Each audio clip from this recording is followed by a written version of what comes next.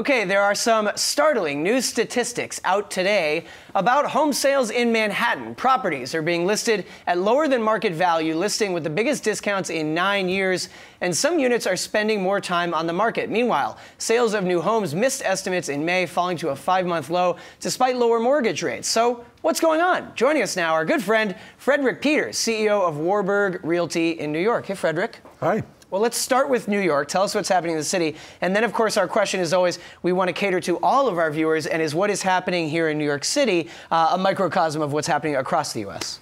You mean everybody doesn't live in New York City? Or Connecticut? Right. Indeed. Okay, New York. New York's June numbers were substantially distorted by the fact that we have the imposition of the extremely high new mansion tax, which kicked in on July 1. And so what that meant was that absolutely everybody buying an expensive property was rushing to get it closed by June 28th, since the rest of the month was the weekend, which meant that lawyers were doing 6 closings a day. Wow. It was crazy last week. So that is what was going on in New York. I would say nationally, it's been an interesting period because ordinarily New York is the last to recede and the first to gain. Right. But we actually receded considerably sooner than the rest of the country in this cycle. We saw a peak in our pricing around 2015, late 2015, early 2016. The rest of the country really chugged on through 2017. But now what's happening is we're seeing some recovery in our marketplace.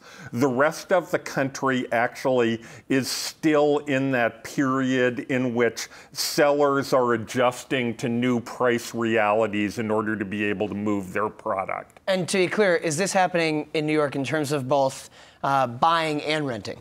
I would say the rent, another really interesting thing about the last 18 months, there are so many interesting things about the last 18 to 24 months. Usually, for one thing, we don't see real estate prices going down while the stock market's going up.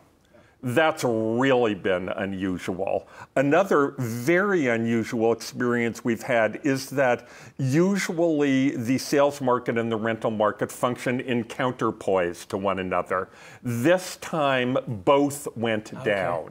But when you think about, I want to pull up a chart here from Deutsche Bank. Fewer people are planning to buy a home as they think about the next year, despite all of these great macroeconomic conditions. Why do you feel like there is this really dull sentiment if it could be a good deal right now? It's a great question. And I think there are a couple of things at play here. One is that, at least my observation is, and I think we talked about this last time I was here, millennials have a different perspective on home buying than older generations do. Millennials tend to be more experience-focused and less ownership-focused. And so that has definitely backed down the pool of potential buyers. But I think the other thing is we have seen in the wake of the last recession, there has been substantial economic recovery. But my observation is actually that the mood recovery has been considerably slower. And when you're buying real estate, an important thing to remember is most people aren't buying it as an investment. You're buying it as, you're committing to your future when you buy real estate. And if people are feeling very uncertain about their future, it makes it a good deal less likely that they're going to make that commitment. But on that millennial narrative, do you have the stats to back that up? Or more and more you're seeing people coming into your firm and meeting with brokers who are our age and who say, no, yes, that was true 2 years ago, even a year ago, but now I'm finally ready and I want to form a household. Yeah, we're seeing some more millennials, but it is definitely true that compared to other periods in the now seemingly endless arc of my career. You have all the historical data. Yeah, I lived all the historical data.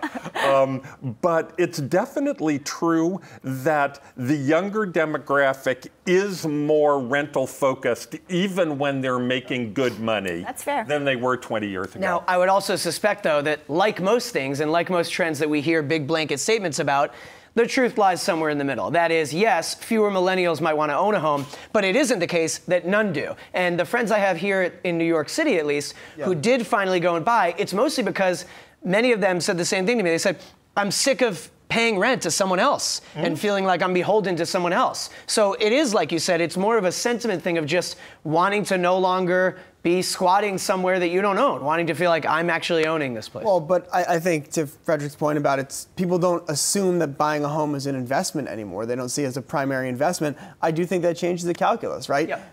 Owning a home doesn't mean it's actually cheaper. It can oftentimes be considerably more expensive. But I'm saying there's an emotional feeling too, even. I mean, if you know. don't think it's a good investment. I mean, it depends. Are you renting from a management company or directly from the owner? What kind of agreement can you work out?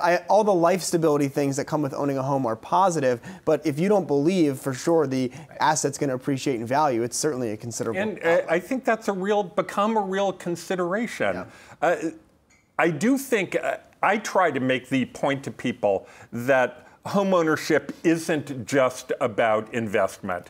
To your point, it's also about how you feel. Mm-hmm. And how you feel about your home is an incredibly important part of your overall life experience. Spoken like someone who sells homes. Yes, ma'am. You want to feel that it's yours? For a living.